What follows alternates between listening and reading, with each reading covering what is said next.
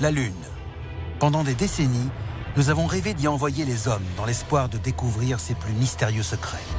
Plus de 40 ans après les premiers pas de l'homme sur la Lune, des preuves révèlent que nous ne savons toujours pas réellement ce que la NASA a pu trouver là-bas, ni qui les astronautes ont pu rencontrer. Il se passe des choses très étranges sur la Lune et ça n'a rien à voir avec les humains. Des photos truquées, des astronautes voyant des ovnis et des témoignages attestant d'un complot qui remet en cause 50 ans d'histoire. Qu'ont vraiment découvert les astronautes sur la Lune? Et qu'ont-ils ramené avec eux?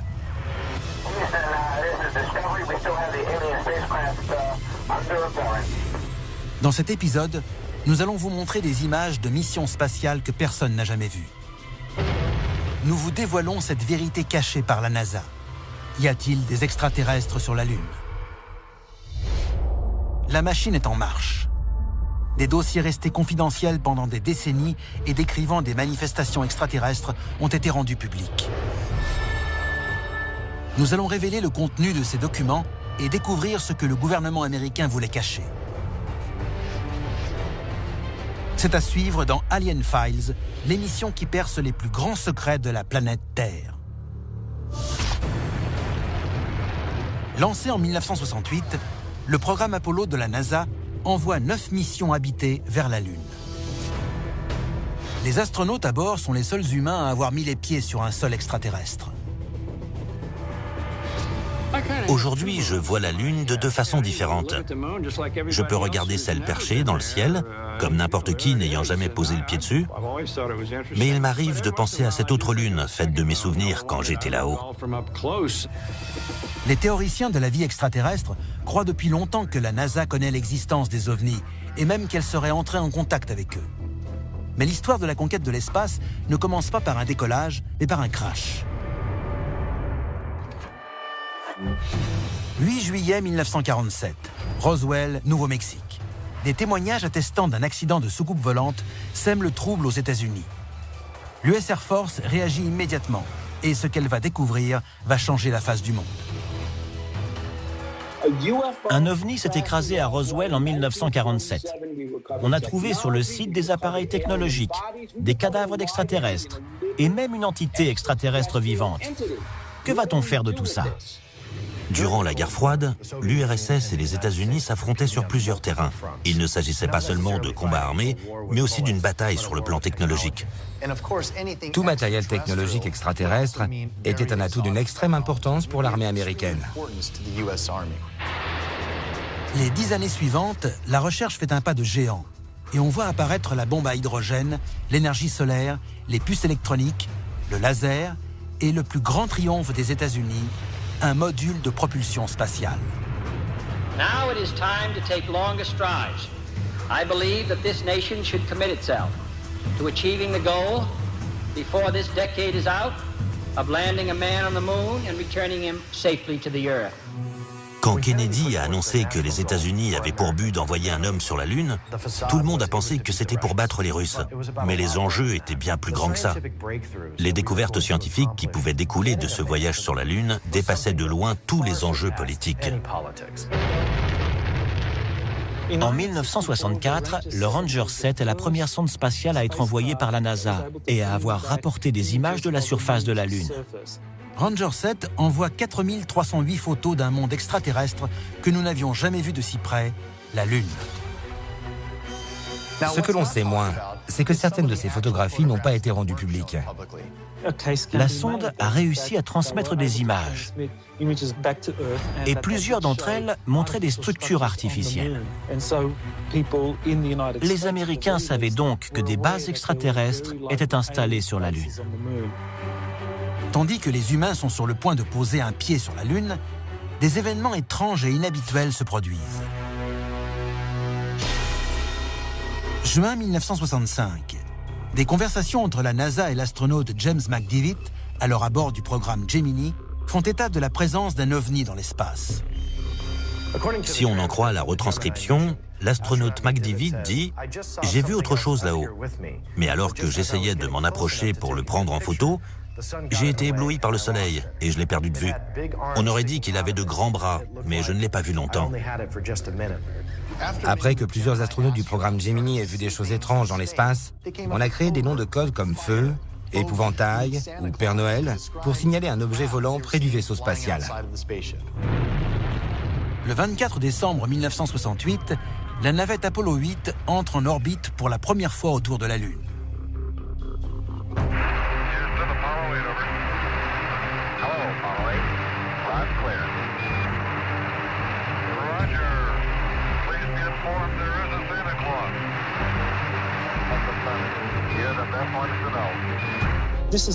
Beaucoup de gens croient que cet épisode fait référence à l'approche du jour de Noël.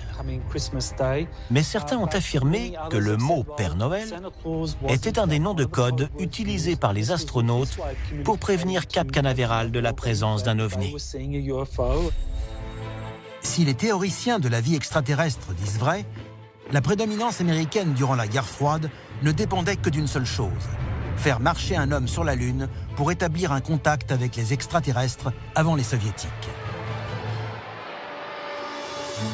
S'il y avait des traces de technologie extraterrestre sur la Lune, il fallait absolument y aller en premier, et le plus vite possible, afin qu'on puisse se les approprier et les utiliser à des fins militaires.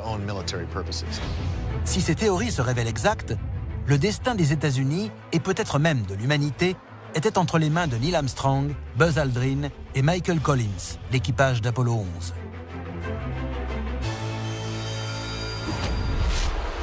Dossier déclassifié, l'atterrissage sur la face cachée de la Lune.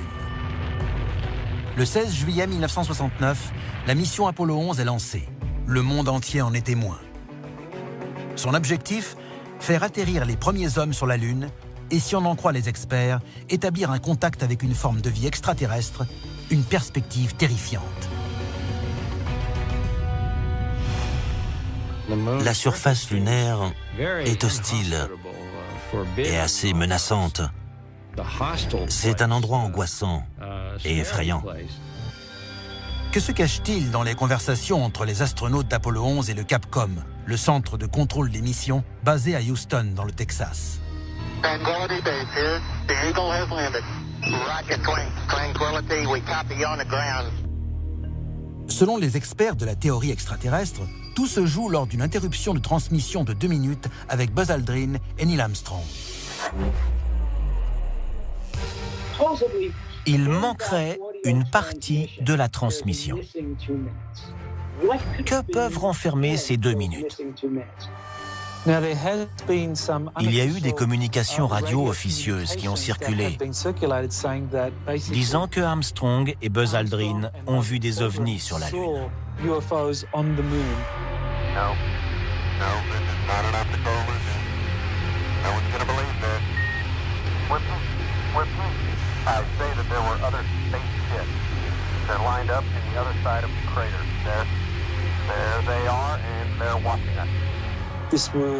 Ces discussions, retransmises par des sources non officielles, auraient été interceptées par des radios amateurs. De nombreux membres de la NASA affirment que c'est l'enregistrement original de Neil Armstrong. Les communications entre le Capcom et les astronautes dans l'espace sont relayées par 2 canaux.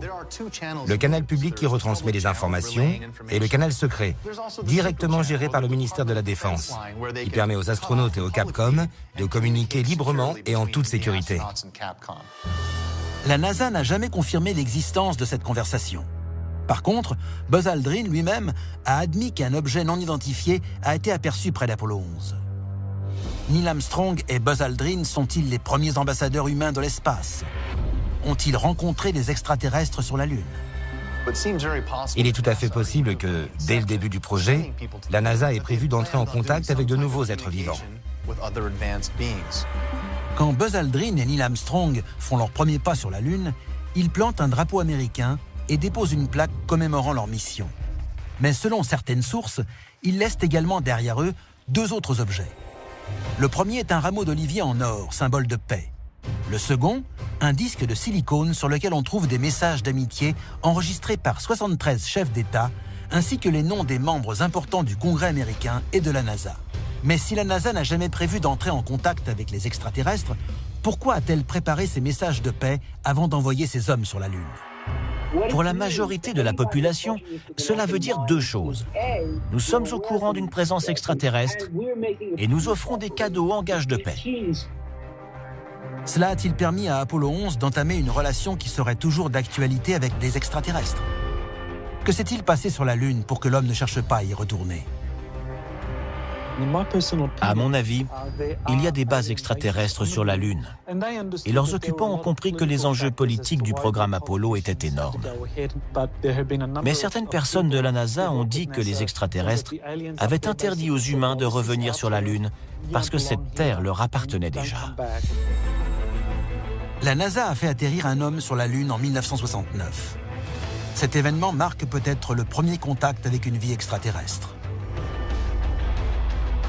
Mais des preuves de ce que la NASA aurait trouvé sur la Lune se cacheraient-elles derrière la plus grosse dissimulation de l'histoire de l'exploration spatiale? Dossier déclassifié, le secret de la NASA. Mission spatiale STS-73, 21 octobre 1995. L'astronaute Kathryn G. Coleman travaille dans le laboratoire à microgravité modulaire de la NASA quand elle fait une étrange déclaration au Capcom. Il est très étonnant que Kathryn Coleman n'ait pas paniqué à ce moment-là. Comment cela se fait-il? La réponse est simple. Nous réussissons à aller dans l'espace, les navettes spatiales font partie du décor, et l'apparition de vaisseaux extraterrestres ne nous étonne même plus. Lorsqu'un membre du Congrès américain s'intéresse à cet enregistrement, la NASA lui répond que ce commentaire n'était qu'une remarque anodine. D'autre part, une vue de l'extérieur est impossible depuis ce laboratoire puisqu'il ne possède pas de fenêtre. Mais ce schéma obtenu sur le site de la NASA nous fait découvrir autre chose. Kathryn Coleman dit depuis le STS-73, nous avons un ovni. Si vous cherchez une preuve, la voilà. Les dernières décennies nous ont prouvé que la NASA nous cache bien quelque chose concernant nos relations entre ovnis et humains. Mais la question est de savoir quoi. Cette image semble être une simple photo du cratère Tycho, prise le 10 juin 2011. Mais regardez-la de plus près. En corrigeant l'exposition des clichés de la NASA, un camouflage grossier saute aux yeux. Ce qui est très intéressant avec cette photo, c'est que tout semble normal. Jusqu'à ce qu'on remarque un détail qui est sans aucun doute la preuve que le cliché original a été retouché. Ils ont effacé quelque chose qu'ils ne voulaient pas qu'on voie. Derrière cette photo se cache peut-être ce que les théoriciens de la vie extraterrestre attendent depuis toujours. La preuve d'une présence extraterrestre sur la Lune. L'objet qui a été effacé sur le cliché du cratère Tycho fait la taille d'un terrain de football. Cela peut être n'importe quoi. Une base qui serait occupée par les extraterrestres ou une entité que la NASA ne veut pas révéler au public. Si l'on étudie les rapports de ceux qui ont posé le pied sur la Lune, on peut lire que les astronautes y ont vu des bases extraterrestres. Il est possible que certaines photos prises sur la Lune n'aient pas été montrées au grand public. Apollo 16, 21 avril 1972. Cette image montre l'astronaute John Young saluant le drapeau américain à côté du véhicule d'exploration lunaire. Mais lorsqu'on corrige l'exposition de la photo, on découvre quelque chose d'étrange. Il existe une photo célèbre de l'astronaute John Young où on le voit saluer le drapeau. Au-dessus de son épaule, on voit au loin une lumière. Est-ce un ovni? Un orbe? Ou la preuve d'une vie extraterrestre? À la droite de John Young, sur la photo, on voit des marques de lames de rasoir. Ces marques sont la preuve que quelqu'un a essayé d'effacer quelque chose sur ce cliché. Et dans ce cas précis, c'est forcément un membre de la NASA qui a essayé de falsifier la photo avec une lame de rasoir, afin d'effacer toute preuve de présence extraterrestre sur la Lune. Le docteur Farouk Elbaz était chargé du programme d'entraînement des astronautes pour la mission Apollo pendant 6 ans. Il a été témoin de ces visions étranges. Ce qui m'a le plus troublé, et personne n'a jamais découvert le fin mot de l'histoire, c'était la présence de flashs à la surface de la Lune, décrit par Ken Mattingly au cours de la mission Apollo 16. Un des objectifs de cette mission était de prendre le maximum de photos de la face cachée de la Lune. Quand Ken Mattingly a commencé son travail, il nous a dit avoir vu un flash. Si Elbaz veut dire que les astronautes d'Apollo ont vu davantage que ce que nous croyons, qu'ils ont vu des ovnis et des flashs de lumière, nous devons le croire, parce qu'il n'y a pas mieux placé que lui pour en parler. Mais les secrets les mieux gardés quant à l'existence d'une vie extraterrestre ne sont peut-être pas détenus par la NASA. Récemment, un homme a réussi à pirater le réseau informatique de la NASA. Ce qu'il a découvert est totalement bouleversant. Il s'appelle Gary McKinnon. Gary McKinnon enquêtait sur les extraterrestres. Il a trouvé dans des dossiers confidentiels des documents prouvant que la NASA avait connaissance de l'existence d'ovnis. Ces prétendues découvertes inquiètent suffisamment le gouvernement américain pour qu'il demande son extradition de Grande-Bretagne. McKinnon risque jusqu'à 70 ans de prison et une amende de 2 millions de dollars. Si McKinnon peut prouver ce qu'il a dit, ça fera beaucoup de bruit auprès de ceux qui croient à la vie extraterrestre. On aura enfin la preuve que la NASA tente de dissimuler des preuves. Le pirate informatique Gary McKinnon affirme qu'il a vu des preuves établissant la plus grande affaire de dissimulation de l'histoire de la NASA. Il s'agit d'une liste d'officiers militaires révélant une histoire incroyable.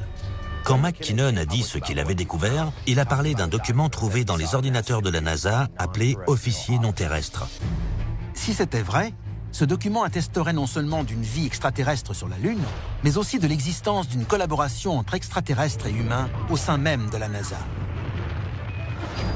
Non seulement la NASA a connaissance de la présence d'extraterrestres, mais elle travaille avec eux de manière régulière. Si la NASA a caché l'existence d'extraterrestres sur la surface lunaire, seuls ceux qui ont vu ces dossiers confidentiels connaissent la vérité. Mais la prochaine fois que vous regarderez la Lune, demandez-vous si quelqu'un ou quelque chose pourrait vous observer de là-haut.